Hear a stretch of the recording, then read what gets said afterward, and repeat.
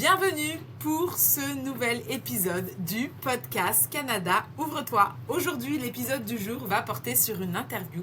C'est une interview où j'ai interviewé Claire Marek, qui est coach carrière au Canada et qui accompagne stratégiquement les francophones qui sont prêts à s'installer en dehors du Québec, donc c'est-à-dire dans les provinces anglophones. Et en fait, elle est installée à Calgary après un premier parcours au Québec. Donc concrètement, elle combine son expertise entre ressources humaines, optimisation de processus. Concrètement, son objectif, c'est ça, c'est vraiment aider les clients à bâtir une carrière alignée et durable. Et donc, du coup, aujourd'hui, on va pas tant parler de conseils sur comment trouver un emploi. C'est vraiment en apprendre plus sur son parcours au Canada. Donc, le fait qu'elle ait changé de province, qu'elle soit passée d'une province francophone à une province anglophone, parce que je sais que pas mal d'entre vous se posent des questions. Est-ce que je devrais d'abord arriver au Québec pour tester? Est-ce que je me sens capable d'aller vivre dans une province anglophone? Donc elle va nous partager vraiment tout cela. Et puis ensuite, après, je vous en dirai plus sur ce qu'elle vous propose en termes de préparation à la recherche d'emploi. Mais avant de vous passer l'épisode, je voulais juste vous faire une petite actu immigration, parce que depuis le dernier épisode, il y a eu enfin le premier tirage francophone de l'année. Donc ça s'est passé le 6 février 2026. 8500 francophones ont reçu une invitation à présenter une demande de résidence permanente. Donc bravo à vous, le compte à rebours a commencé. Ne perdez pas de temps, parce que je peux vous dire que 60 jours, ça va très rapidement. Et puis d'ailleurs, en plus, je m'en souviens que ce tirage-là, j'étais à Calgary pour la première fois. J'ai visité l'ouest du Canada, donc c'était vraiment top. Et d'ailleurs, j'ai rencontré Claire en personne pour la première fois, donc c'était super top, parce que l'épisode que j'ai enregistré, ça fait déjà plusieurs mois qu'il avait été enregistré. On est resté en contact, on a même fait un live LinkedIn ensemble. Et puis là, voilà, ce petit voyage à Calgary nous a permis de nous rencontrer en personne. Je divague, je reviens dans le vif du sujet. Donc je disais, il y a eu une invitation Entrée Express pour les francophones.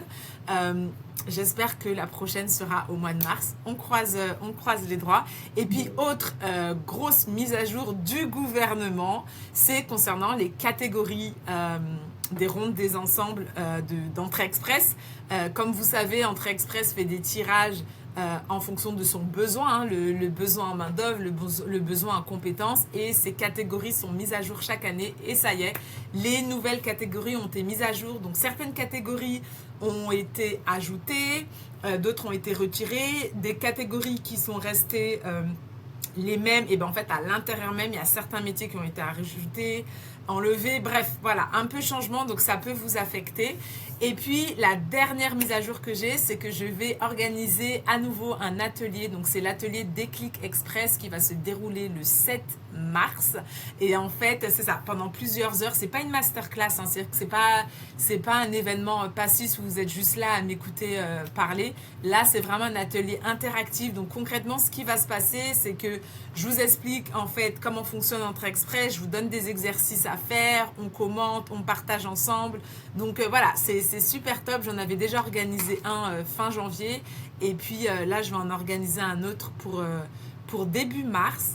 Donc je mettrai le lien d'inscription dans les notes de l'épisode. Mais ce qu'il faut retenir, c'est que concrètement cet atelier, le but de l'atelier, c'est que vous puissiez comprendre si oui ou non Entrée Express est un programme fait pour vous. Donc on va vérifier votre éligibilité, on va voir votre score potentiel, pour qu'en fait à la fin de l'atelier vous puissiez dire ok, est-ce que la prochaine étape c'est de faire mon profil. Donc voilà pour les actus. C'était plus actu Entrée Express, mais voilà, si vous voulez en savoir plus, n'hésitez pas. Et puis maintenant, on va rentrer dans l'interview. Je vais vous partager l'interview avec Claire et je vous dis à tout à l'heure.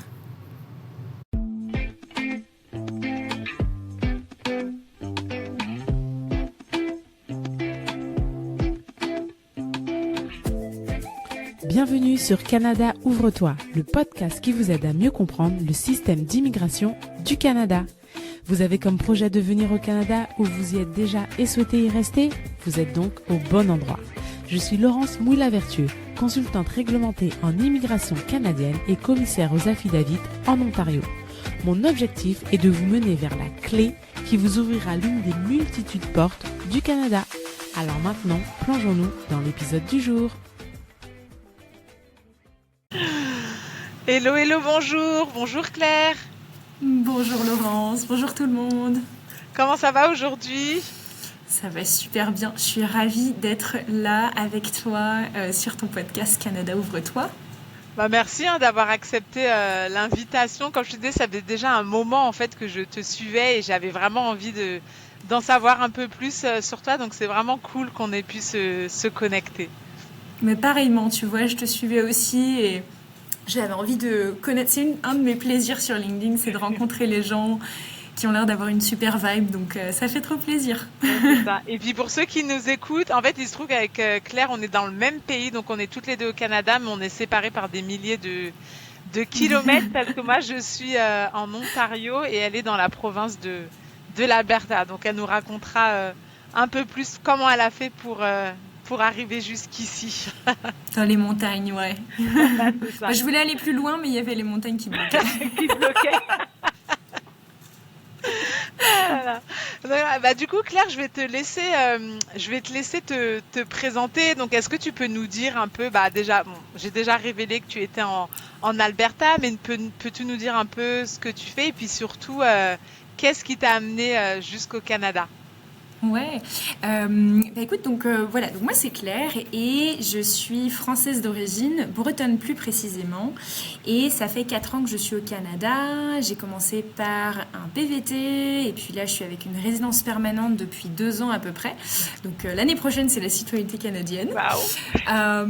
Grande étape. Et que dire de moi ? En fait je suis coach carrière, donc j'accompagne les personnes qui veulent venir au Canada ou qui veulent aussi passer d'une province à une autre. J'ai beaucoup de clients qui viennent du Québec ou du New Brunswick puis qui viennent dans l'Ouest. Et je suis aussi conseillère en développement économique dans un organisme qui s'appelle Parallèle Alberta. C'est un grand titre pour dire qu'en fait j'accompagne les entrepreneurs francophones et francophiles en Alberta dans leur création et développement d'entreprises.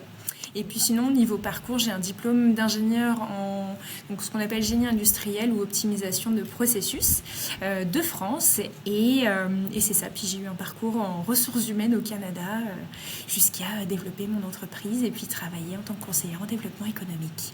Waouh. Ça, je suis vraiment curieuse d'en savoir un peu plus. Comment t'es passée d'ingénieur à coach carrière. Donc on pourra en parler tout à l'heure parce que j'ai envie d'en savoir. Mais déjà, alors, on va retourner à la base. Donc, tu as dit que tu es arrivé avec un PVT. On sait que le PVT, c'est les places sont chères. Donc, pour ceux qui connaissent pas, le PVT, c'est un permis de travail qui permet à certains ressortissants, je crois en tout il y a 36 pays éligibles, qui permet d'arriver au Canada sans avoir de travail au préalable. Donc, c'est vraiment le sésame que tout le monde espère avoir. Et en fait, pour les Français, ça fonctionne sur un système de tirage au sort. Donc, concrètement, c'est le loto. Alors, je voulais savoir, est-ce que par rapport à ce PVT, tu as été tiré dès le début ? Déjà, depuis combien de temps tu nourrissais ce projet Canada avant d'être tiré au sort pour le PVT ? Alors, ça va peut-être en faire sourire certains, mais à la base, c'était pas nécessairement le Canada qui m'attirait parce que je connaissais pas, en fait. Je pense que comme beaucoup, en fait, on connaît le Canada sous le Québec et on connaît pas trop le reste, en fait. Manitoba, Saskatchewan, je pense que j'ai pas entendu ces mots-là avant très longtemps.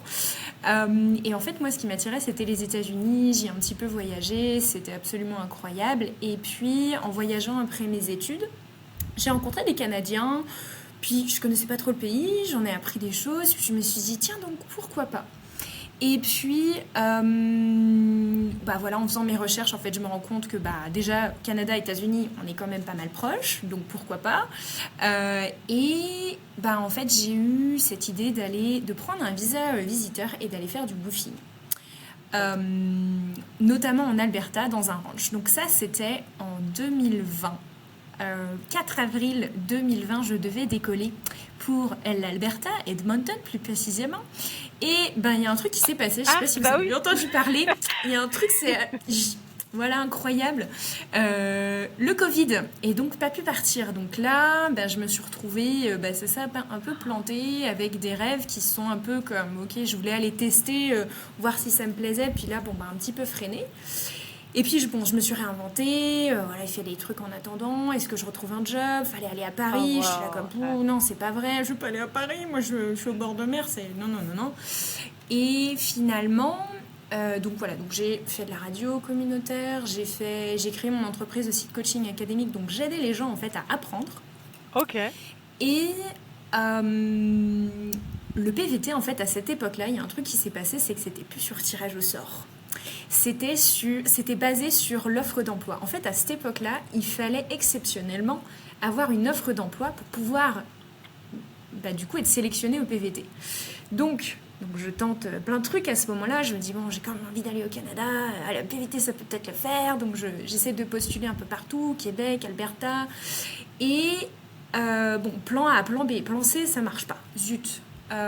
Donc, finalement, je me dis, je vais voir un peu tout ce qu'il y a. Puis, c'est pas grave. Puis, c'était, je crois, en mai ou juin. Puis... je tombe sur une plateforme de recherche d'emploi, ça s'appelle Jobboard, je crois, et je me retrouve à trouver une offre d'emploi dans une crêperie. Donc pour ceux qui ont écouté, je suis bretonne, donc je tiens une crêperie au Québec, à Québec, la ville de Québec. Et donc je me dis tiens, pourquoi pas, et là en fait je tente un truc. Je vais sur Messenger et j'envoie un message au restaurant en leur demandant je vais vous chercher un emploi. Alors maintenant, en tant que coach carrière, je vois mon message, je suis là comme il y a des choses à améliorer, mais s'il y a un truc qu'il faut savoir avec la recherche d'emploi, il faut tenter. Il faut tenter. Si on se freine trop, si on se met trop de limites de est-ce que comment je dois faire ça, et en fait ça le fait pas. Donc bref.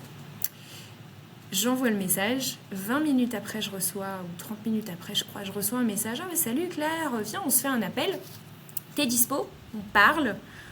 Je sais plus combien de temps, une trentaine de minutes, un truc comme ça. On parle de tout et de rien. Vite fait, ma carrière, ce que j'ai fait.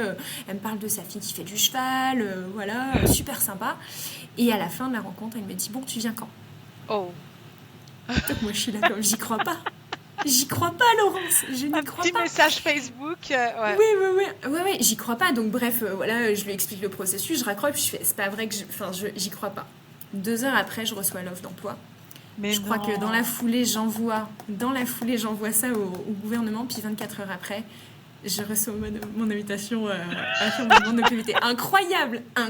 Et je vous jure, pour toutes les personnes qui cherchent un emploi, parce que du coup, j'ai été dans cette situation-là, tu sais, je veux trouver un emploi, mais je suis en France, les gens me font pas confiance, j'ai pas de permis et tout. Et en fait, il faut juste tenter. Faut se lancer. Et donc, parce qu'on sait jamais. Et donc, 48 heures après, me voilà avec mon papier. Puis bon, ça a pris un peu plus de temps que prévu. Ah non, mais incroyable. Alors, j'étais en pleurs. J'ai la photo d'ailleurs, la vidéo, je crois, parce que j'ai envoyé ça à ma famille au même moment. J'ai reçu PVT. Moi, j'avais pas reçu encore, mais. Bref, ça m'a pris quand même 2 mois à l'avoir et en fait la saison de restauration a un petit peu descendu et en fait j'ai trouvé une autre opportunité après ça pour faire du recrutement. Mais bref. Donc ils t'ont pas engagé quand tu dis la saison est... Okay. Ouais, donc en fait j'ai trouvé un autre emploi après parce que la saison était un peu finie. On en a discuté, elle était totalement ok, mais elle m'a quand même comme j'aurais pu travailler là-bas. Donc première chose que j'ai fait. Ben oui, et première chose que j'ai fait d'ailleurs, j'ai loué une petite communauté ou une voiture, puis je suis partie la voir et je lui ai amené des biscuits de Bretagne et tout, forcément. Donc voilà pour le PVT, ouais. Et donc ça c'était l'été 2020 du coup. Alors ça c'était en 2021, c'était un an après parce que le PVT, pardon. Ouais, donc l'année d'après, donc 1er septembre 2020, je suis arrivée, et trop drôle parce que je crois beaucoup à la visualisation, voire la manifestation pour ceux qui, ça parle plus. Et quand on visualise, c'est vraiment super puissant en fait dans notre énergie, on n'a vraiment pas du tout la même chose. Et j'avais écrit sur mon tableau, j'avais un tableau blanc avec écrit mes objectifs et tout ça, et il y avait donc j'avais fait une cible avec écrit 1er septembre Canada. Et je l'ai posté sur mon LinkedIn Oui, et ça, je je m'en suis rappelle arrivée de le l'avoir 1er vu. septembre. T'as vu le post? Ouais. Ouais, j'avais vu ton tableau blanc. J'étais bluffée, ouais. Et j'ai Bah, modifié 2 fois le billet d'avion en plus, donc en fait, la première date, c'était pas la bonne, mais la deuxième, c'était le 1er septembre, quoi. Donc c'était incroyable. c'est juste fou. Donc, t'es passé de la désillusion du 4 avril à cause de Ouais. Monsieur Coco qui t'empêchait Mm, mm. d'arriver Sacré à, coco. voilà. Ouais, voilà, c'est ça. Exactement. Ah, c'est cool. Donc, 1er septembre 2020. Ah oui, donc tu viens de fêter tes 4 ans, là, J'ai depuis le fêté mois mes dernier. 4 ans il y a un an. Ouais, ouais, exactement, ouais. Donc, ouais, vraiment heureuse. Mm, mm. Ouais, bah, j'imagine. Et du coup, comment se sont passés tes premiers instants, même pas ces premiers instants, je dirais les dernières semaines avant de prendre l'avion, t'étais dans quel état d'esprit? Et j'ai failli tout arrêter. J'ai Oh, failli tout arrêter. En fait, alors c'est quelque chose qui est assez intéressant. J'ai cette idée-là, cette théorie-là, c'est que quand on va pour réaliser un rêve, c'est facile en fait de comme facile. Il y a un petit peu de challenge quand même. Mais mettre les étapes en place, c'est quelque chose. Mais quand tu te retrouves chez ta mère à dormir sur un matelas, que tu as vendu toutes tes affaires et que tu vis dans 2 valises et un backpack. Et là, tu dis, je vais faire quoi au Canada? Je connais personne. J'y vais comme ça juste parce que oui, j'ai un petit gut feeling qui me dit ça va être incroyable. Mais qu'est-ce que je fabrique, quoi? Et en fait, je suis allée faire un travail en profondeur pour analyser c'était quoi la peur qui était là. Et c'était une peur de quelque chose que j'avais vécu dans mon passé où je m'étais sentie très isolée parce que j'ai fait des études loin de chez moi et je suis tombée malade. Et ça a été très compliqué. Et en fait, j'étais là comme, aujourd'hui, tu as les ressources, s'il se passe quelque chose, tu es capable. Et donc là, après, par contre, à ce moment-là, voilà, c'était beaucoup mieux. Mais parce qu'il faut faire ce travail-là à l'intérieur ouais, aussi de croyances, ouais. Mm, mm. tu fuyais pas en fait, c'est ça. Je pense que Ouais, je veux. Mm, mm. Ouais, ouais, donc, ouais, incroyable. ah, c'est juste fou. Et au Gros niveau travail de profondeur. préparation logistique, donc est-ce que par exemple tu t'étais préparé ou tout ce qui était recherche de logement, les finances, parce que tu vois le Mm. PVT officiellement on te demande de préparer un petit montant, mais en vrai on sait très bien que c'est pas ce qui va te Ouais. faire survivre. Donc est-ce que tu étais plutôt la personnalité, il faut que tout soit nickel, je sais déjà où je vais habiter, j'ai mis plus d'argent sur mon compte, ou t'étais bon on verra sur place. Je viens juste avec le montant minimum et puis de toute façon après je verrai sur place comment je vais Mm. me débrouiller. T'étais dans quel état d'esprit? Alors, je te dirais plutôt organisé, mais ça, c'est venu parce que je me suis mise d'autres challenges avant de partir au Canada. Parce que partir au Canada, c'est loin et j'y allais quand même pour une longue période, même si je pouvais revenir. Ah, voilà, et PVT, tu peux revenir, ça va pas, ça te plaît pas, tu reviens. Puis même, tu peux revenir quand tu veux en France, si ça va Ouais. vraiment pas. Mais ce que j'avais fait, en fait, c'est qu'après mes études, donc 2019, j'ai fait 1 mois en Thaïlande, mon premier voyage en backpack comme ça, et je me suis retrouvée dans des situations qui étaient comme ok, là, va falloir faire quelque chose, quoi, de, de blocage et de se retrouver à l'étranger sans connaître personne. Donc ça m'avait aidé, tu vois, à créer, à comprendre un petit peu comment ça fonctionne d'être en voyage, de faire des petites erreurs que tu peux faire avant. Puis avant le Canada, comme j'avais lu beaucoup de choses, puis que j'avais peur d'être refusée, puis c'est un peu le stress que tu as quand tu arrives au Canada. Moi, j'avais fait un classeur avec tout dedans.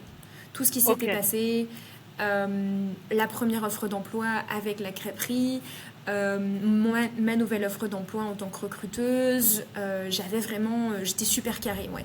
Et d'ailleurs, ça me fait penser quand même à un défi, c'est que c'est vrai que l'administratif, ça peut être un peu stressant et c'est super d'avoir des personnes comme toi. Je t'avoue que si j'avais pu peut-être refaire quelque chose, ça aurait été, si je pouvais changer quelque chose, ce serait d'être accompagnée un petit peu en fonction de mon budget, comme tu sais, d'avoir quelqu'un qui vienne te soutenir pour éviter des erreurs, éviter du stress. Je pense que ça m'aurait rassurée aussi, ouais. Mais ça l'a fait. Ouais, c'est Avec un peu de passé. stress des fois. Ouais, c'est passé. Mais en effet, j'étais plus dans le genre plus de, comment dirais-je, ouais, tous les documents dans un classeur. Au final, je suis arrivée, j'ai donné mon classeur à l'agente de migration à l'arrivée. Sérieux? Elle m'a snobée. Ah ouais, moi j'étais là comme je suis un bon élève, tu sais. Trop Venez, fort. voilà, j'ai tous mes papiers. Et en fait, elle m'a snobée. Elle était vraiment aimable comme pas deux, parce que malheureusement, ça arrive. Ouais. Et j'ai eu d'autres agents d'immigration par la suite avec qui ça a été super, Ah, mais cool, cette ouais. madame-là, ça l'a pas fait. Et puis, mais c'est pas grave. Moi, j'étais prête, voilà. Et puis j'ai eu mon papier, donc Oui, tout est bon. le plus C'est ce important. qui compte. Mais ça se trouve, parce que tu me dis que tu étais ingénieur, peut-être ça vient de là aussi, le côté hyper organisé. Non? Peut-être, ouais, Ouais. optimisation de processus, peut-être un côté de ça, ouais. Où en fait, c'est vrai que quand je vois une problématique, et c'est ce que j'amène à mes clients en coaching carrière, quand je vois qu'il y a une problématique, c'est, ok, c'est quoi le contexte, puis qu'est-ce qu'on peut, enfin, c'est quoi les objectifs, puis qu'est-ce qu'on peut Mhm. mettre en place comme pour amener tout ça en fonction de ta personnalité. Si t'es quelqu'un qui est pas du tout organisé, ok, qu'est-ce qu'on peut faire, voilà. Si t'es quelqu'un qui est trop organisé, puis qui est comme super méthodique, qu'est-ce qu'on peut faire pour alléger ça. Ouais, trouver le juste milieu. Mais là, Le j'étais juste un milieu, peu ouais. dans le stress, je pense. Ouais. J'ai fait mon papier. Et tes premiers instants, alors, ça s'est passé, si tu devais, je sais pas, mettre un mot sur tes premiers mois au Canada, est-ce que, je sais pas, c'était plus dans le positif? Est-ce que, il y a eu des choses qui t'ont étonné? Est-ce que tu t'es sentie à ta place tout de suite? Ouais, je te dirais que peut-être le mot qui est en 3 lettres, ce serait remise en question. Ok. Dans le sens positif du terme, en fait, où c'est... je disais souvent que j'avais l'impression d'avoir repris et recommencé, réappris à vivre. Oh, Donc, d'une certaine façon, un peu comme un enfant qui va apprendre à marcher, à se nourrir, à sociabiliser. Donc voilà, il faut réapprendre comment est-ce que je me nourris, où est-ce que je me nourris, ouais. c'est quoi mon alimentation, puis l'estomac qui au début est là comme qu'est-ce que c'est que cette nourriture. Il comprend pas trop. Et puis sociabiliser, bon bah voilà, on essaye de faire des rencontres. Je suis assez naturelle, on va dire, en réseautage, donc comprendre un petit peu tout ça. J'ai fait mon premier chalet parce que je suis arrivée en septembre, donc les couleurs arrivaient. On a fait un chalet avec Ok. 3 Françaises en PVT. Ok. C'était incroyable, avec un sauna. Enfin, c'est le premier truc qu'on fait en général, enfin, très rapidement, le chalet. Et donc, mais je dirais, ouais, c'est ça, réapprendre à marcher, remise en question, parce que c'est vrai que... bah, on arrive dans un nouveau pays, tout est à découvrir, tout est à savourer. Et ouais, c'est ça, tout est à reconstruire. Donc, ouais, une espèce de remise en question en fait, je pense que ça m'a amené plus de conscience de moi-même et de ma vie Ouais. et de ma routine et de mes habitudes. Et c'était vraiment intéressant comme expérience déjà à l'arrivée. Ah, c'est bien. Wow. Et tu as eu le soutien de ta famille dans cette expérience, enfin, à partir du moment où tu leur as parlé de ton projet. Totalement, ouais. Ok, Ouais, donc ouais, ça déjà, t'as pas de poids là. T'avais pas ce poids de. Ok. Ouais, heureusement, parce que c'est vrai que bah, ce que j'expliquais tout à l'heure, c'est quand j'ai commencé à avoir des doutes au début, bah, j'en ai un petit peu parlé. J'étais là comme, ah, qu'est-ce que je fais? Qu'est-ce que je fabrique? J'ai tout vendu, j'ai lâché mon appartement que j'aimais trop. Qu'est-ce que je fabrique? Ça va pas. Et en fait, mes parents ont été là comme... Ils savent que c'est un projet que j'avais depuis des années. Ils ont été vraiment dans le soutien. Ils étaient là comme, au pire, tu rentres. Ouais. Au pire, tu rentres. Au pire, puis après, ça a été à moi aussi de regarder à l'intérieur mes propres peurs. Je suis quelqu'un qui aime beaucoup faire ce genre de travail intérieur, d'aller apaiser les peurs, de réguler mon système nerveux, en fait. Donc ça, c'est des outils que j'amène aussi beaucoup et que j'utilise très régulièrement. Parce que c'est souvent nos croyances, en fait, qui nous freinent. Là. Puis Ouais, tellement. ouais. Puis surtout, en tant que Français, on a quand même pas mal de croyances, notamment avec l'anglais. Mais ça, c'est un autre débat. Ça, c'est long story. Ah. Ouais. Et c'est pour ça que tu as décidé d'aller au Québec, d'ailleurs, en parlant de l'anglais. Est-ce que c'était par rapport à la barrière de la langue? En fait, moi, je voulais aller en Alberta à la base. Et ça a été compliqué de trouver un permis fermé, du coup, à l'époque. Ou même, en fait, de juste trouver une offre d'emploi pour le PVT. Donc, c'est pour ça, en fait, comme C'était ça par marchait pas. défaut. Project Ok. management, ça marchait pas. Ingénieur, ça marchait pas. En plus, ingénieur, je suis pas Ouais, ingénieur c'est au Canada, je suis réglementé, ingénieur en ouais. France, pas ici. Ouais. Donc, bref, ça marchait pas. Bon, bah, du coup, bah, tu sais, tu as plusieurs Ouais, plans. Ça, c'est plan idéal. Voilà.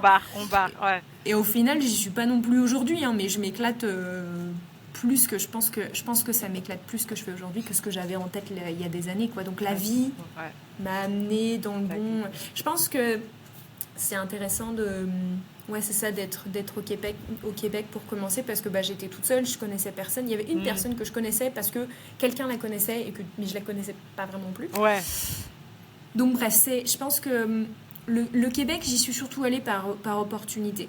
Après, par rapport à l'anglais, j'ai eu plein d'opportunités de pratiquer l'anglais à Montréal, puis j'avais envie de le pratiquer, je voulais être bilingue, donc quand je veux quelque chose, je vais me mettre dans le bain. Tu t'es donné les moyens, bah ouais. Ouais, non, exactement. t'as raison. Et à ce moment-là, est-ce que donc comme tu disais dès le début, tu voulais l'Alberta, du coup, est-ce que tu t'es dit dès le début, je sais que le Québec, c'est juste un tremplin, et à un moment ou un autre, je vais me retrouver en Alberta, ou est-ce que tu t'es dit non, mais je vais juste tester 1 ou 2 ans, je retourne en France, enfin, tu réfléchissais comment? Et je t'avoue que je suis un peu allée au... En fait, ce qui a changé un petit peu, je pense, ma façon de penser, c'est mon PVT. Parce que le PVT, c'est 2 ans. Et que je m'étais promis qu'après 1 an de PVT, parce qu'avec la France, c'est 2 ans, je m'étais promis que qu'après mes 1 an, il fallait que je réfléchisse à ce que je voulais faire. Puis à l'époque, le CSQ venait de passer à un minimum de 2 ans d'expérience. Donc en fait, c'est un peu ridicule. C'est-à-dire que tu as ton PVT qui fait 2 ans et tu peux demander de ton CSQ qui a 2 ans. Donc du coup, j'ai commencé forcément à regarder aux autres provinces et j'ai rencontré quelqu'un au même moment qui voulait aller à Calgary. Et donc, en fait, je me questionnais sur mon immigration, j'avais envie d'y aller, lui aussi, on s'entendait bien, ça se passait bien, donc allons-y. Et donc, du coup, on est parti. Ouais. Sachant qu'en plus, entre-temps, c'est vrai que j'ai fait 9 mois à Montréal. Puis au bout de 9 mois à Montréal, sur mon job de recruteur, puis mon poste dans les ressources humaines, en tant que partenaire d'affaires, en fait, je suis pas quelqu'un de la ville, donc j'ai besoin de nature, j'adore les chevaux, donc il y a aussi l'Alberta aussi qui a fait que, pour ceux qui ont suivi avec l'histoire du ranch Edmonton. Et donc je me suis retrouvée à 1 heure de Montréal, à Lacolle, au pied sur le lac Champlain, près de Venise en Québec. Oui, Venise au Québec. Et donc ouais, c'était incroyable de vivre plus en nature. Et puis après, c'est ça, j'ai rencontré cette personne. C'était 9 mois après, je pense. Et puis du coup, beaucoup de 9 mois, j'ai l'impression que je me suis... on parlait d'enfance tout à l'heure, mais là, je pense que je me suis mise au monde, en fait. Au monde. C'est beau. C'est beau, ouais. Tu pourras mettre ça en titre de podcast. Elle s'est mise au monde.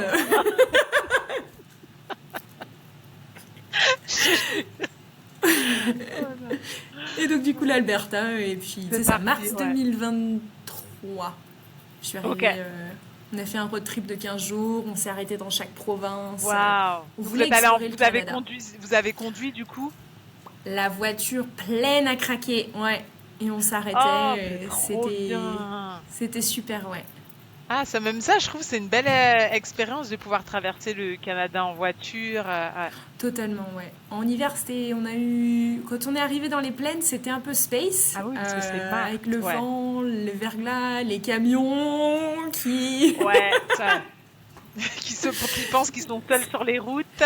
Oh là oui, puis on a vu des voitures qui c'était un road trip sympathique. Mais on a eu une très bonne météo dans l'ensemble, puis c'était incroyable de découvrir Scotty, je crois, non c'est pas Winnipeg, c'est Regina Scotty, le plus grand T-Rex, os de T-Rex, c'est pas un vrai, le plus grand os de T-Rex, squelette de T-Rex au monde, je crois. Bref, je savais même pas.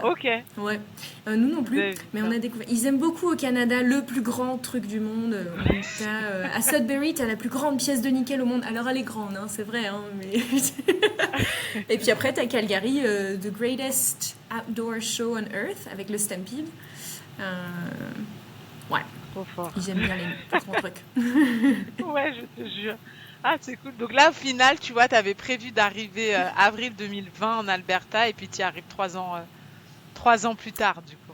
Exactement, 3 ans plus tard, mais c'est ça, dans l'adolescence, du coup, puisque je suis déjà venue au monde 2 fois. Voilà, t'as été la partie... Je suis prête.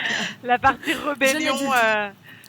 voilà, c'est ça. La partie rébellion. Ah, c'est cool. Ok, et du coup, donc là, concrètement, au niveau de l'emploi, comment tu t'es débrouillé?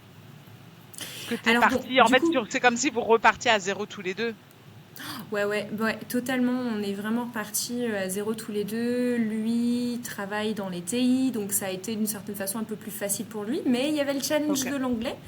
Voilà, Parce qu'il est français aussi? Ouais, il est français. On s'est rencontrés à Montréal, pour dire qu'il y a beaucoup de Français à Montréal. Il y en a beaucoup moins de ce côté-là, forcément, dans l'ouest du Canada. Mais ce qui s'est passé, c'est que donc moi, je me suis retrouvée à commencer ma recherche d'emploi en mai-juin, je crois, quelque chose comme ça. Ce qui n'était pas super smart parce que c'est l'été et qu'il y a moins d'offres d'emploi pendant l'été. Donc, j'ai pas été très... J'étais un petit peu trop confiante. J'ai jamais eu, à part pendant la recherche d'emploi, quand j'étais en France, pour trouver quelque chose au Canada qui a été complexe, j'ai jamais eu trop de difficultés à trouver un emploi parce que je fais pas mal de réseautage. Mais là, c'était compliqué. Puis les postes que je voulais, en fait, énormément de compétition, etc. Bref. Donc là, j'ai sorti toute ma caisse à outils de recruteuse RH conseillère carrière et là parce que tu avais déjà les outils. Voilà, qu'est-ce qu'on fait donc là, en fait, ma stratégie, elle a changé vers les entreprises où je voulais travailler et je me suis dirigée vers 2 entreprises, 2 organismes à but non lucratif, dont un qui s'appelle Prospect Human Services. Et je voulais absolument être conseillère en emploi. Ça m'a mis 4 mois, Laurence, à y travailler, mais j'ai réussi 4 mois pour y travailler. Donc c'était des recherches intenses.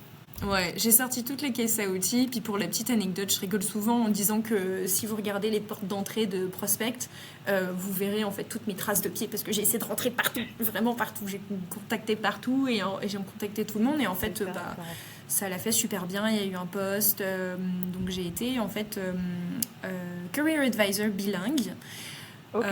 Et donc début de l'aventure en fait vraiment de coaching de carrière que j'avais fait en fait précédemment mais pas comme en permanence et donc là j'ai pu accompagner vraiment beaucoup de francophones et anglophones aussi dans leur recherche d'emploi en Alberta notamment.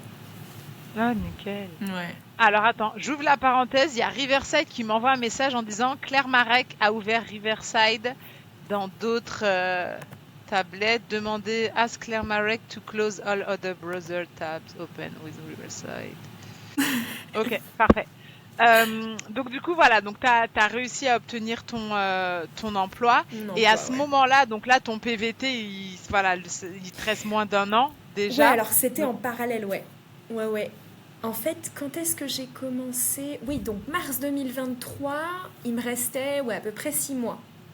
Pour ça, donc là, février-mars, je pense que j'ai commencé les démarches de résidence permanente. Puis c'est ça a été un peu spécial, notamment avec Wes pour l'équivalence des diplômes. Voilà, j'ai pas d'autre mot que voilà. C'était du back and forth pour des trucs vraiment... Voilà, ils voulaient un document spécifique, puis moi, au lieu de leur envoyer le document spécifique, j'ai envoyé le document la page spécifique avec un autre truc avec, et ils m'ont dit non, il faut la page spécifique toute seule. Donc du coup, il faut que tu renvoies tout, puis ça prend des semaines, parce que du coup, tu communiques avec ton école. Heureusement, mon école d'ingénieur a été, l'NCBS à Lorient a été absolument géniale sur ça. Ah, parfait, ok. Ils ont été vraiment plein de soutien, donc ouf. Mais ça a été un peu le stress, finalement de passer par les étapes d'immigration, c'est toujours un peu stressant. Est-ce que j'ai bien coché le bon truc? Est-ce que tu entends des histoires? Puis c'est un peu le danger, je pense, des réseaux sociaux et tout ça, c'est que des fois tu entends des histoires et t'es là comme est-ce que j'ai coché la bonne case? Puis voilà. Puis bon. Puis des fois, il y a des bugs sur leur site, du coup... Alors, je suis passée par donc, l'entrée express. Je pense que j'ai été tirée au sort via l'expérience canadienne, mais surtout, j'ai été tirée au sort grâce à la compétence linguistique du français. Le Canada a fait énormément de tirages par rapport à ça. Donc, d'ailleurs, quand j'analysais ça en début d'année, je me souviens, j'analysais un petit peu les scores minimums pour l'entrée express. Et les scores des francophones étaient les plus bas que les professions de la santé. C'est fou quand même. Et je crois que le plus bas, donc la France, la compétence linguistique du français était la 2e catégorie la plus basse, mais la première c'était les métiers de l'agriculture, je crois. C'était de l'urbain, de l'agriculture. Ouais. Ouais, ça, Et, ça, mais chaque année. incroyable. Puis c'était du tirage de hop, 2000 personnes. Hop, puis il y en a eu Oui, plusieurs c'est comme ça parti. qui sont Et toi, t'es enchaînés. Ouais. passé. Ouais. Toi, Et du coup, je pense que c'était dans t'es la passé deuxième dedans. vague, ouais. Donc encore une Ah, fois, parfait. ouais. T'as pas Mm. attendu trop long, t'as pas dû attendre trop Non, longtemps puis du coup. ça a été, j'ai dû, alors moi j'étais pile poil, hein. Par contre je pense que le conseil que j'aurais pu me donner à refaire, ça aurait été de m'y prendre plus tôt que de faire ça 6 mois avant. Parce Mhm. que ben, j'ai eu pile poil mon permis ouvert de transition au moment où mon PVT allait se terminer. Je crois que j'ai dû Ouh l'avoir là fin là là août, là. mi-août. J'étais pile poil. C'était pas. Ah oui, c'est Et ça. c'était. T'avais le J'aurais stress. dû appeler Du coup, pendant Laurence. tout. Je te jure. Du coup, pendant l'attente, en fait, tu devais être en stress. J'étais un peu en stress, ouais, j'étais un peu Ouais. en stress.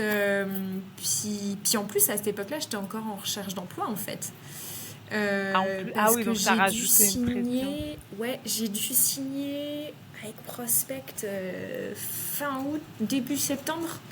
Mhm. Donc, ouïe. Mais ça l'a fait. Ça l'a fait, voilà, Voilà. c'est ça, c'est ça. C'est juste le stress de l'attente, mais au final, tu as réussi à avoir Ouais.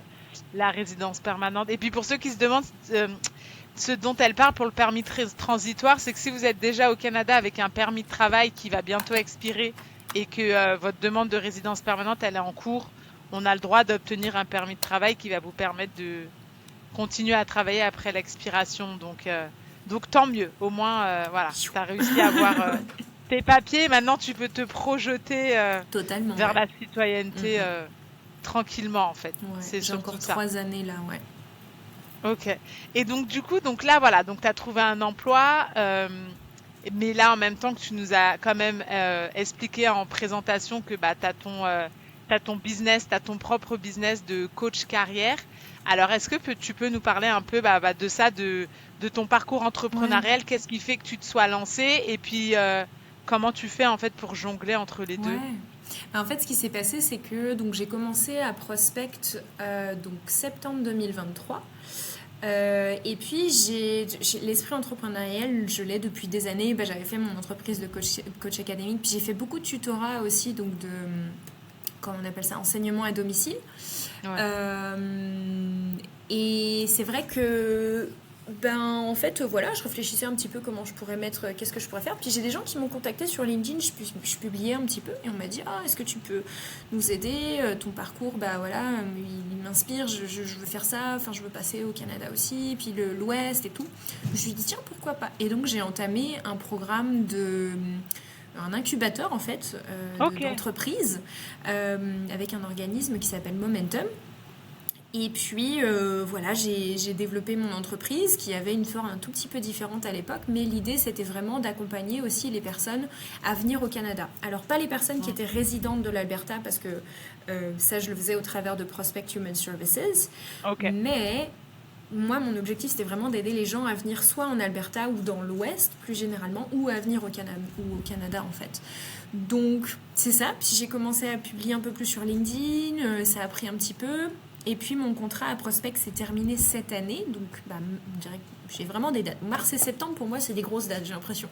Et donc mars Effectivement. 2025, mon contrat en fait avec Prospect s'est terminé parce que c'était un contrat temporaire. Ils voulaient me renouveler, mais voilà, en fait j'ai eu une autre opportunité qui s'est dessinée avec Ok. Parallèle Alberta.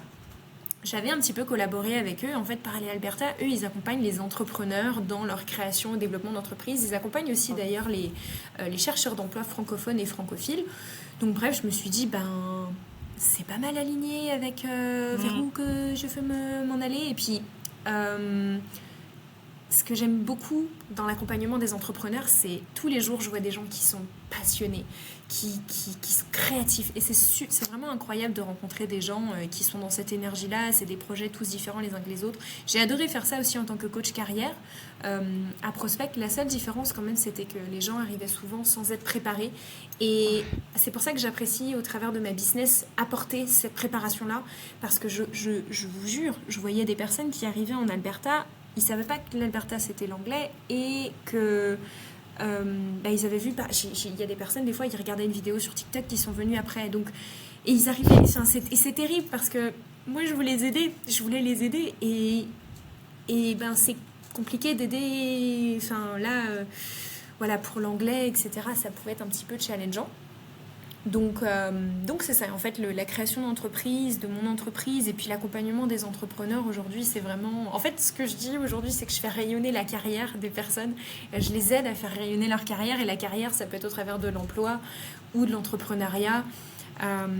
Donc c'est ça, aujourd'hui je propose des accompagnements one-on-one avec voilà, des projets à venir aussi par la suite, du contenu vidéo là qui va pas mal sortir, et puis d'autres projets. Ça va bouger, stay tuned comme ils disent en English. Mais c'est ça, ouais, c'est vraiment une entreprise absolument passionnante, parce que je rencontre des gens enfin, c'est incroyable d'aider les gens à donner vie à un rêve, et je pense que tu le vis aussi, Laurence. C'est fabuleux de recevoir un message en disant merci. Merci. Living the dream. Je te jure. Non, mais ça, c'est fou, ouais. C'est tellement beau. Des fois, en fait, t'as l'impression que c'est moi-même qui obtiens les papiers à nouveau, parce que t'es tellement contente pour les personnes que t'as accompagnées. Donc, j'imagine pour toi, ça doit être la même chose quand c'est bon, ils réussissent. Ouais. J'ai la job. Je viens signer avec toi. Voilà, ça, ce sont les passionnés. Ouais, c'est ça. Mais on se comprend. Ouais, non, mais il faut, hein, en vrai, parce que si tu fais juste ça et puis par derrière, t'as pas la passion, je trouve que ça a pas la même vibe, je dirais. Totalement, ouais. Ouais.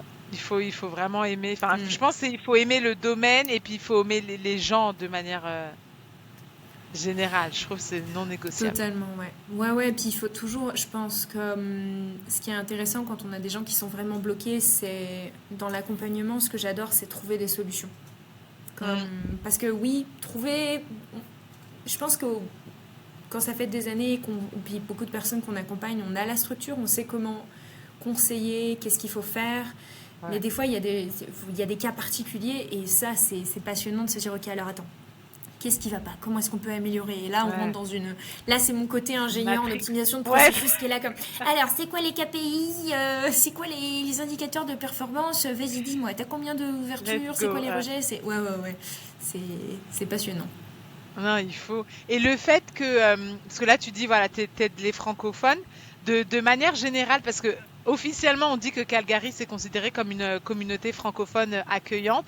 Est-ce que tu vois de plus en plus de personnes qui viennent s'installer à Calgary? Est-ce que c'est vraiment une ville qui attire? Et en général, la population francophone, elle vient de quelle partie du monde? Ouais, il y a clairement une augmentation là, de l'immigration francophone, de par aussi les tirages au sort qu'il y a eu, dont j'ai aussi fait partie, et des personnes qui n'étaient pas finalement sur le sol canadien à l'époque. Donc ils arrivent gentiment dans les différentes provinces, et nous on le voit, donc dans les grandes villes, il y a des associations francophones qui soutiennent votre arrivée, qui soutiennent les immigrants en fait qui viennent d'arriver. Donc, notamment l'organisme dans lequel je travaille aujourd'hui, Parallèle Alberta, nous, notre objectif, il est d'accompagner les personnes qui parlent français, qu'elles viennent d'arriver ou qu'elles soient déjà installées d'ailleurs. Mais c'est vrai que, on voit vraiment une augmentation de la population migratoire francophone, aussi d'autres pays. L'immigration internationale, en fait, finalement, et aussi interprovince. On voit beaucoup de personnes qui arrivent, je viens du Québec, je viens d'arriver, des personnes qui, chaque province a son fonctionnement, et il y a beaucoup de personnes qui sont plus alignées avec le Québec. Et donc c'est ça, on accompagne vraiment différents types de personnes. Puis, d'un point de vue immigration francophone, on a beaucoup de personnes qui viennent de l'Afrique, du Cameroun, de la Côte d'Ivoire, et on a aussi des personnes de la France, des Belges, des Suisses. Mais étonnamment, en fait, le programme, l'entrée express est pas mal connu par l'Afrique. Ce qui me surprend toujours, parce qu'en fait, il y a énormément d'opportunités ici quand on est bilingue. Quand on parle anglais, même un petit peu, même à un niveau intermédiaire, là, on peut vraiment faire des belles choses. Ouais, totalement, ouais. Après, c'est sûr qu'aujourd'hui, Montréal, Calgary, Vancouver, Toronto, le marché de l'emploi est assez compétitif.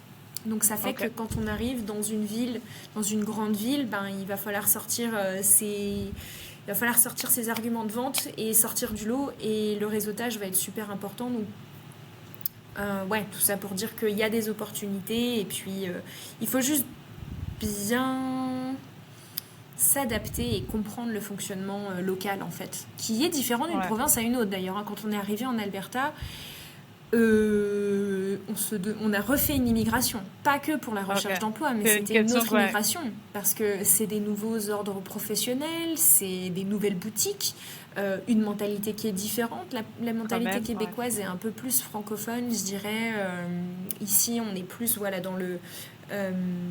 c'est très bienveillant, les choses sont dites un peu moins directement. Maintenant, il y en a, ça plaît, il y en a, ça plaît pas. Moi, personnellement, je trouve ça absolument incroyable d'être dans un environnement où on n'est pas obligé de se dire les choses cash méchamment. Par contre, quand on te dit quelque chose un peu négatif ou un point d'amélioration, faut focus sur ce point d'amélioration, c'est important. Après, c'est une mentalité qu'il faut comprendre aussi. Et ça, tu l'as découvert avec le travail? Oui, totalement. Totalement. Et puis, je suis quelqu'un qui est très engagé aussi communautairement, donc je me suis trouvé des communautés. Alors, je fais de la danse consciente, de l'ecstatic dance pour ceux qui connaissent, et des choses comme ça. Et en fait, on se retrouve dans une communauté consciente qui est... moi, c'est une communauté qui me parle. Donc, j'ai été très rapidement avec des Canadiens. Ok. Ça t'a permis à faciliter ton intégration, du coup. Totalement, ouais. Je pense que c'est ce qu'il faut vraiment faire quand on arrive au Canada. Je pense qu'il faut se soutenir. Il faut utiliser un peu sa communauté française, francophone, pour le petit push du début. Mais il faut vraiment se mettre tout de suite dans la communauté canadienne. Surtout quand on arrive en famille, je trouve. Parce qu'en famille, on a cette... quand on est solo, on a des besoins sociaux. Donc on n'a pas le choix, comme tu dis. Quand on est en famille, ou en couple, je pense qu'on peut avoir cette tendance de... rester un peu dans son cocon, parce que c'est challengeant d'aller se confronter. En plus, c'est en anglais des fois, donc t'es là comme... Enfin, la plupart du temps, du coup. Donc, Ça, c'est ça. Et juste pour revenir à l'anglais, est-ce que tu dirais que l'anglais est vraiment indispensable, même si Calgary est considérée comme une communauté francophone accueillante? Est-ce que tu dirais que l'anglais est indispensable? Ou s'il y en a, tu vois, qui sont intéressés à venir à Calgary et qui ont peur de la barrière de la langue, tu aurais quoi comme conseil pour eux? En fait, je peux prendre l'exemple des personnes qui, je vois, réussissent vite ou non. Ça, peu importe le niveau d'anglais qu'on a, ce qui va faire la différence, parce que j'ai vu des personnes qui avaient un très bon niveau d'anglais, mais qui avaient des croyances très fortes de je suis pas bilingue. Mais si, en fait. Donc, ce que je veux dire par là, c'est que...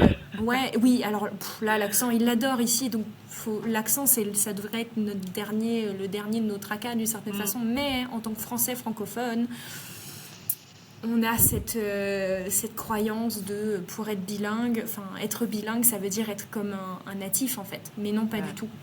Donc, moi, de ce que je vois des clients qui ont réussi ou qui ont vraiment galéré, ça dépend du mindset.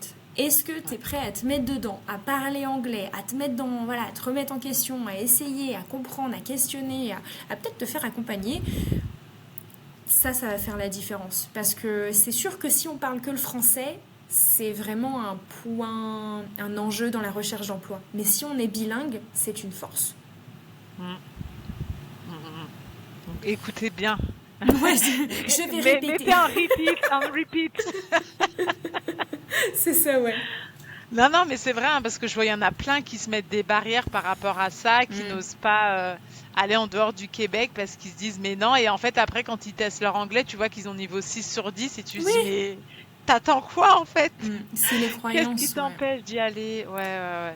Et c'est le travail un peu ce que tu as fait sur toi, tu vois, comme tu dis, tu as fait un bon travail d'introspection au début, c'est ce que tout le monde devrait faire, je pense, quand on change de pays. Ouais, au point où moi j'en suis dans cette idée de me dire, la problématique que j'observe, c'est mes clients, c'est souvent des problématiques de mindset. Après, les gens qui viennent, en général, les clients qu'on accompagne, c'est des clients qui sont dans cette capacité ils savent déjà de demander de l'aide, c'est déjà une... Ça, c'est vrai. Quand tu es en capacité de demander de l'aide, on est déjà sur un step. Et après, il y a clairement cette idée de mindset. En fait, si tu as le bon mindset, c'est le bon état d'esprit, on va parler la France.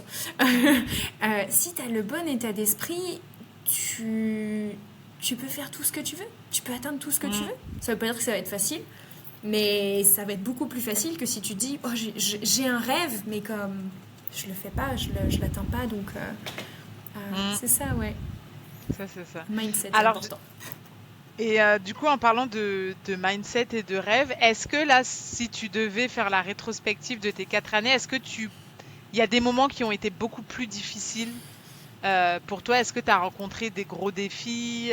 Parce que je trouve que voilà, c'est bien de parler aussi de ces réussites, mais je pense que dans tout parcours d'immigration, on a forcément eu, Toujours. enfin, c'est jamais Toujours. linéaire ou Ouais. ascendant. Je Donc, sais si pas tu es si... OK de partager ça avec nous, ouais. Totalement, ouais. Je sais pas si vous avez déjà vu cette courbe, mais c'est la courbe en fait de l'intégration dans un nouveau pays notamment. Et dans cette courbe, bah, en fait, au début, t'es en haut, t'es la honeymoon, c'est comment on appelle ça, la lune de miel. Lune C'est de miel. magnifique, les gens sont tellement gentils, c'est tellement beau, c'est les feuilles et tout ça. Puis après, ben, on se confronte à... Souvent, quand on arrive dans un nouveau pays, on va comparer l'alimentation, les gens ils sont pas très directs, donc on va commencer à comparer. Puis après là, on va rentrer dans un espèce de down, une espèce de remise en question de qu'est-ce que je fais là, pourquoi j'ai tout lâché en France, pourquoi j'ai vendu ma voiture, ma maison.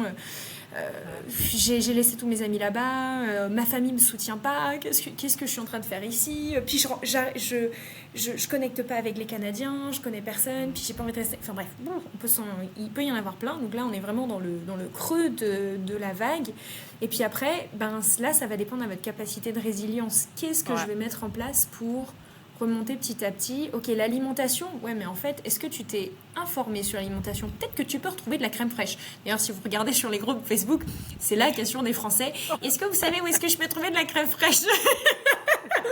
Donc, ça, tu as dû le voir aussi. Je vous rassure, chers Français, chères Françaises, on peut trouver de la crème fraîche. Voilà, donc en fait, c'est des petites choses que vous allez pouvoir faire, que vous allez pouvoir mettre en place, de suivre des personnes comme toi, Laurence, aussi, qui ont cette expérience-là dans l'expatriation, pour ensuite arriver à l'acceptation. Et peut-être même, je ne sais plus comment ça s'appelle, mais à l'étape où on thrive, en fait, où je pense que je suis un peu plus dans cette phase-là, personnellement, où là, je m'éclate, je m'épanouis. Vitesse de croisière. Ouais, exactement, vitesse de... Ouais, exactement. En termes de challenge personnel... j'en ai un petit peu parlé, du coup, il y a eu l'avant. Il y a eu aussi à mon arrivée où en fait j'ai eu des soucis de santé qui sont un petit peu revenus, où là il a fallu que je refasse un travail d'introspection aussi, parce que pour ceux qui fuient dans un autre pays, vos enjeux vous suivront toujours, ça ne fonctionne pas, mais ça demande d'un peu conscience de ce mécanisme là. Puis en termes d'autres challenges, je pense qu'il y a eu un petit peu les démarches administratives. Clairement, je pense que ça aurait été intéressant, au moins, ou même si on n'a pas de budget, au moins de demander une consultation de 1 ou 2 heures pour regarde où est-ce que tu t'en vas. Si les gens ont pas le budget. bon chemin. Ouais, exactement. Ouais. Après, si tu peux te faire accompagner au total, bon là, peace of mind, là ça c'est c'est parfait.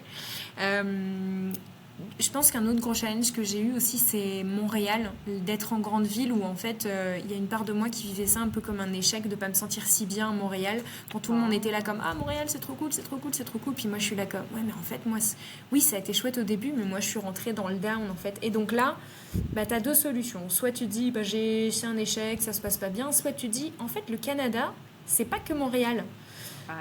Et donc là ok, est-ce que je peux pas sortir de la ville, m'acheter une voiture, ma job me permet de travailler en télétravail, et donc là j'ai trouvé cette coloc, le lendemain je l'ai trouvée d'ailleurs, c'était incroyable. Et c'est ça, si elle écoute aujourd'hui ce podcast, j'en suis tellement reconnaissante, ça a été une aventure incroyable de vivre aussi avec une Canadienne, une Québécoise, ça m'a appris beaucoup aussi sur la culture, le fonctionnement du pays, donc c'est ça. Mais si vous rencontrez un défi au Canada, un peu comme en étant en France ou dans votre pays d'origine, je pense des fois il faut juste regarder ce qui sent mauvais et il faut aller regarder, mettre la tête dedans et quelles sont les émotions que je traverse, puis à partir de ça, est-ce qu'il y a des choses que je peux contrôler Et s'il y a des choses que je peux contrôler, bah voilà, je ne suis pas un arbre, je peux bouger de Montréal. Ouais. Non, mais c'est vrai. Voilà. Faut pas faire l'autruche, en fait. Ouais, C'est ça. Ouais. c'est ça. Puis j'entends beaucoup de personnes aussi dire oui, le Canada, moi je suis rentrée au pays, c'est pas si bien et tout. Ouais, mais en fait, est-ce que t'es sorti? Est-ce que t'es parti dans une autre province? Est-ce que t'es sorti de la grande ville? Parce qu'une grande ville, c'est comme si on disait bah, Paris et Lorient. Enfin, c'est comme si on disait la France. Toutes les villes de France sont nulles, alors que c'est incomparable de comparer Paris et Lorient. C'est quand même. Ouais. Ça se voit que en fait, tu as beaucoup travaillé sur, Oui. sur toi-même et que tu as quand même un certain recul, ce que je trouve vraiment bien. Et si on passe de l'autre côté du spectre, quelles sont tes plus grandes fiertés de ton parcours au Canada? Alors là, du coup, tu vois, je vais avoir les petites larmes aux yeux, mais je te dirais de retrouver ma rayonnance intérieure. Alors ça fait très spirituel dit comme ça, mais en fait, en France, voilà, je me retrouvais pas dans la mentalité. Moi, j'avais envie de m'en sortir, j'avais envie de positivité, j'avais envie d'optimisme, j'avais envie juste de quelque chose de bienveillant, et je l'ai trouvé au Canada, cette bienveillance. J'ai trouvé Aujourd'hui, par exemple, si je veux m'habiller tout en jaune, d'ailleurs, c'est ce que j'ai fait pour mon entreprise, et c'est aujourd'hui mon personal branding, j'ai vraiment une jaquette en jaune et un pantalon dans jaune. tes vidéos. Mais juste parce que en France, j'aurais fait ça, on m'aurait regardé comme elle veut être vue. Mais non, j'ai envie. Et tu l'aurais pas assumé aussi. Ouais, totalement. Et je pense que aujourd'hui, moi, ce que le Canada m'a apporté, c'est cette... ça m'a apporté de l'espace pour être et vivre. C'est... Ouais, c'est difficile d'aller plus en détail, c'est vraiment quelque chose que je sens dans ma poitrine. Que tu le ressens, ouais, je le sens, ça me... De ton soleil aussi. Légère, c'est ça, et en fait, on peut peut-être dire ça, j'ai retrouvé mon soleil, ouais, exactement. J'ai un petit pendentif au soleil qui me rappelle que c'est important de garder cette lumière intérieure. Ça veut pas dire qu'il faut être tout le temps joyeux, l'idée c'est pas de mettre un masque de joie et d'être un clown en permanence. L'idée c'est comme ok, là c'est difficile, où est-ce qu'elle est la leçon à apprendre de ça, qu'est-ce que je peux, quelle est la leçon positive ou la vision positive que je peux avoir de l'expérience que je suis en train de traverser. Et j'avais du mal à faire ça, à sortir de ça en France. Puis je suis arrivée ici, en fait, les gens sont comme... You do you. Je crois qu'ils disent ça. You do you. Fais toi. Fais ce que tu veux, quoi. Genre, habille-toi comme tu veux. T'as envie de mettre des paillettes aujourd'hui, mets des paillettes. C'est comme... Bon, peut-être pas dans un milieu corporate. Il y a des endroits où c'est peut-être un peu plus... voilà. Mais, de façon générale... ma plus grande victoire, c'est, je pense, de m'être choisie et de m'être écoutée et de m'être dit, par exemple, c'est ça, Montréal, ça va pas, ok, vas-y, je trouve quelque chose d'autre. Venise en Québec, oui, c'est parti. Et du coup, pareil, nouvelle opportunité, alors que ça a été dur de quitter d'ailleurs le Québec, parce que j'avais construit une vie que j'adorais, et en même temps, il y a un rêve quand même, j'ai vraiment envie d'y aller, quoi. Ouais. Ah, c'est trop beau. Ouais. Non, mais bravo, hein. Franchement, Enfin, je trouve que c'est remarquable d'avoir pu fait tout ce cheminement et puis d'être allé au bout de ce pourquoi tu étais venu à la base. Alors, j'ai une petite dernière question pour toi. Si tu avais une clé à donner à ceux qui nous écoutent pour pouvoir arriver au Canada, un conseil, ce serait quoi? J'en ai plusieurs des clés. Mais c'est une clé qui ouvre plusieurs portes. Ouais, c'est ça. Ouais. Voilà. C'est une clé qui ouvre plusieurs portes. La première, de se préparer. C'est fabuleux d'entendre des gens, peut-être d'entendre une Claire qui dit c'est trop bien à Calgary, mais peut-être que Calgary, ça va pas te plaire. Donc, faire des recherches, se préparer, aller recueillir des témoignages. Et puis, pourquoi pas dévorer les podcasts de Laurence aussi, pour vraiment avoir une vue globale de tout le Canada. Ouais, c'est ça, s'informer, fouiller, se faire accompagner aussi, pourquoi pas. Alors, il y en a peut-être qui vont se dire, super, les coachs carrière, c'est pour ça qu'elle parle d'accompagnement, parce que c'est sa job. Alors oui, d'une certaine façon, mais d'une autre façon, comme j'en parlais un petit peu, un accompagnement, ça permet de valider des sources fiables. Ça permet d'être dans le peace of mind, d'être un peu plus apaisé au travers du processus et d'être préparé avant l'arrivée. C'est-à-dire, oui, vous pouvez arriver et puis vous voir sur le terrain, puis il y a des gens, ils arrivent à le faire. Et en même temps, en se faisant accompagner, ça peut aussi permettre d'accélérer un peu le processus et de permettre d'arriver en étant plus sur une vision concrète, une vision réelle du terrain, plutôt que d'un truc j'ai vu sur TikTok Moraine Lake, c'est trop beau, moi je veux vivre là-bas, voilà, c'est pas possible en plus, mais à moins d'y travailler, c'est un autre débat. Ouais, c'est ça. Mais ouais, c'est ça, moi je pense que ce serait vraiment les gros conseils, et puis d'aller regarder aussi, d'aller faire un travail en profondeur. Ça, c'est un truc que je crois vraiment en la visualisation, puis c'est pas un truc d'ésotérisme ou quoi, hein. Exactement, ouais, exactement, un truc de vaudou là, sans rentrer dans les détails de ces trucs-là, dans les trucs on peut dire de sorcière ou quoi, j'ai rien contre ça. Et en même temps, ceux qui sont cartésiens, ils peuvent aller regarder des pilotes de chasse, les pilotes de Formule 1 vont faire ce genre d'activité-là, de visionnage pour atteindre leur objectif, parce que ça change totalement ton énergie. Quand tu vas arriver sur une entrevue, tu sais ce que tu veux. Et si tu es sûr de ce que tu veux, si cette entrevue ne fonctionne pas, tu vas pas être démoli parce que tu sais que ça va fonctionner la prochaine. Tu vois ce que je veux dire? Donc je pense que c'est ça, se préparer, se faire accompagner, même un minimum, et puis c'est ça, visualiser. Regarder en soi. Visualiser, regarder en soi. Pourquoi vous voulez venir au Canada? Qu'est-ce qui vous anime? Qu'est-ce que vous voulez faire? Où est-ce que vous voulez travailler? Pas juste qu'est-ce que vous voulez faire, mais où est-ce que vous voulez travailler? Comment voulez vous sentir? Ce travail de vision intérieure, je pense que c'est essentiel. Non, mais en tout cas, merci pour ces conseils, parce que je pense que ça peut parler à beaucoup de personnes, et j'espère aussi que ça peut amener un déclic, parce que c'est tellement important si on veut pouvoir mener son objectif Canada à bien. Et puis là, on arrive déjà à la fin de l'épisode. Franchement, c'est passé tellement vite. Oui, si on peut leur passer. C'est passé tellement vite.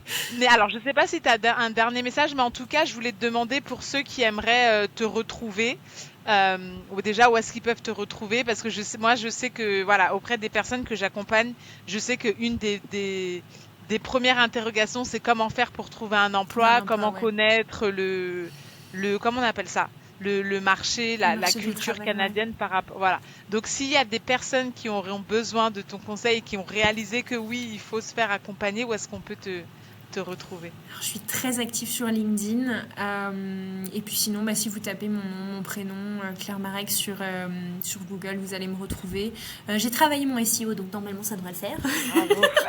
Et sinon dans la description du podcast, et puis peut-être sur YouTube prochainement. Affaire à suivre.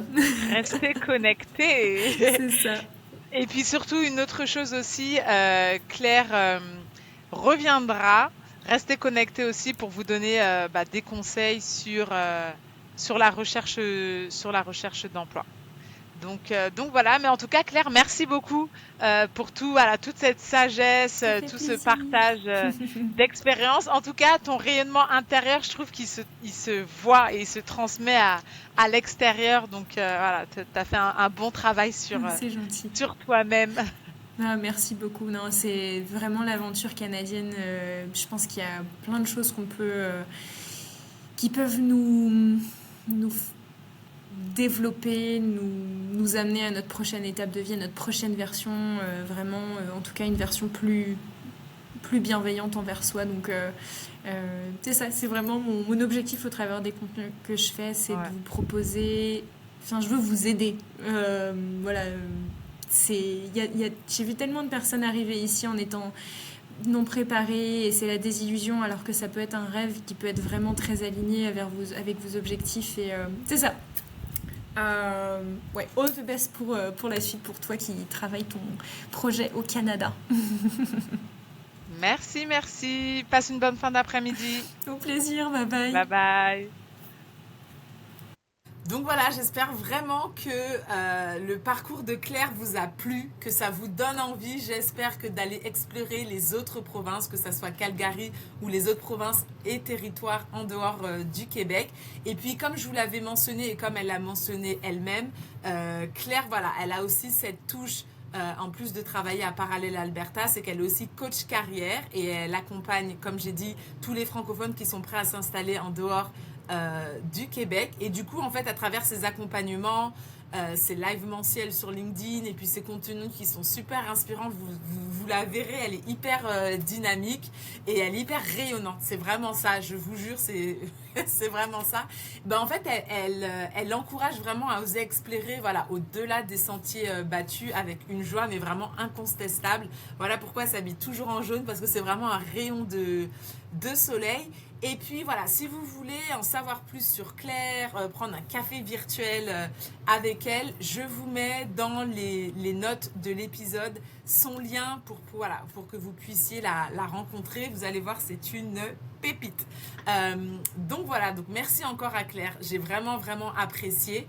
Et puis je pense que je la referai revenir pour un autre épisode pour que cette fois-ci ça soit un peu plus orienté conseil, carrière, recherche d'emploi, installation. Voilà, je vais réfléchir à tout ça, mais je pense vraiment que ce serait une belle opportunité pour vous. Donc si en avance vous avez des questions sur elle, sur ça, ou que ça vous intéresse, dites-moi, comme ça je pourrais réussir à la convaincre de revenir pour l'épisode. Et n'oubliez pas, le 7 mars, l'atelier Déclic Express pour pouvoir vérifier si oui ou non vous êtes éligible à Entrée Express. Les notes sont dans l'épisode. Et puis moi, je vous souhaite une très belle journée, une très belle semaine. Par ici, les températures, je vous jure, c'est montagne russe. Concrètement, hier on avait moins 23, aujourd'hui on avait 0. On gagne 20 degrés, mais au final, on est toujours en manteau, bottes de neige et chapeau. Donc voilà, on tient bon. Je nous dis bonne force à tous ceux qui sont... bonne force et bon courage pour tenir l'hiver à tous ceux qui sont au Canada. Et puis moi, je vous dis à très vite pour le prochain épisode de Canada Ouvre-toi. Et n'hésitez pas vraiment à partager les épisodes avec toute personne que vous connaissez qui sont intéressées par le Canada. Je vous dis à très vite. Bye bye.